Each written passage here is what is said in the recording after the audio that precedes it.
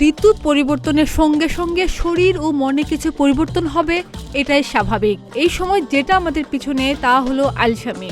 শীতের সকালে লেপ কম্বলের ভেতর থেকে উঠতে সবারই কম বেশি আলসামি লাগে। খাওয়া শেষে কাজে বের হওয়া আরও কঠিন কাজ। কাজে গেলেও শরীরে আলস্য পিছু নেয়। তবে শীতের এই সময়টাতে শরীর চাঙ্গা ও ফুরফুরে রাখতে কিছু অভ্যাস আয়ত্তে রাখতে পারেন। যেমন 1. বিছানা ছাড়তে যত দেরি করবেন শরীরে আলসামি তত বাড়বে। তাই শীতে দ্রুত বিছানায় যাবেন এবং সকাল 6টার মধ্যে উঠুন। তবে খেয়াল রাখবেন ঘুম যেন পরিপূর্ণ হয়। পরিপূর্ণ ঘুম হলে শরীর চনমনে থাকে। 2.